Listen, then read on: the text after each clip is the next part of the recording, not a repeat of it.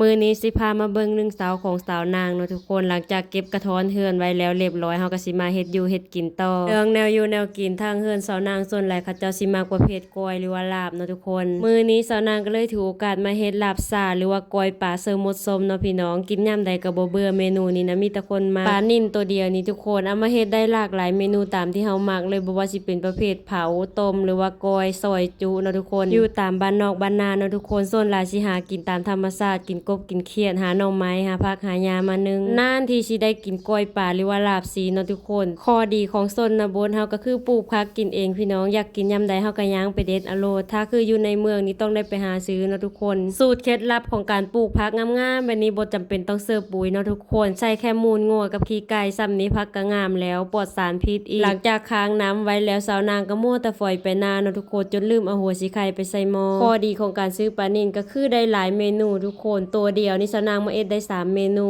เศษกระดูกหัวหางมันสาวนางก็สิเอามาต้มใส่หม้อไว้สดกินฮ้อนๆเนาะทุกคนส่วนว่าขี้กับไขมันสาวนางสิเอามาคั่วหอมๆปรุงรสใส่หัวสิไข่เนาะทุกคนเอามาเฮ็ดแจ่วจำปลานิ่นก่อนเฮาสินำมาเฮ็ดเมนูเฮาก็สิมาลอกหนังและซอยเอาเป็นตอนน้อยๆแล้วก็มาคั้นใส่มะนาวเด้อพี่น้องเป็นการคั้นเอาน้ำกะทิไปอ้อเนาะทุกคนเวลาเฮามากอยกินมันจังสิสมัดค่ะฮอดขั้นตอนการปรุงพะลืมคั่วมาพริกพี่น้องสาวนางก็เลยมาตำแจ่วซะก่อนเบิ่งโมงนี่ประมาณ9โมงปลายทุกคนแต่ว่าสาวนางตื่นตั้งแต่5โมงเพื่อสิกระท้อนหั่นนี่แล้วเนาะพี่น้องป้าแต่กินเวลาไปหลายแฮงวิธีปรุงง่ายๆพี่น้องใส่มะพริกเกลือแป้งโนปรุงรสตามตัวเองมักแซ่บโลดถ้าผู้ใดเฮ็ดบ่เป็นให้เน้นแป้งโนพี่น้องรับรองแซ่บแบบบ่ต้องปรุงเพิ่มมาฮอดขั้นตอนนี้แนะนำให้โคเลให้มันเข้ากันซะก่อนเด้อทุกคนส่วนว่าใบหอมเนี่ยเอาไว้ห้วยทีหลังมันจังสิงามผักบ่แห้วสีสันก็เป็นตาแซ่บอีกแม่นบ่พี่น้องค่ะแล้วละเด้อกอยปลาของสาวนางมาเด้อทุกคนมากินนำกัน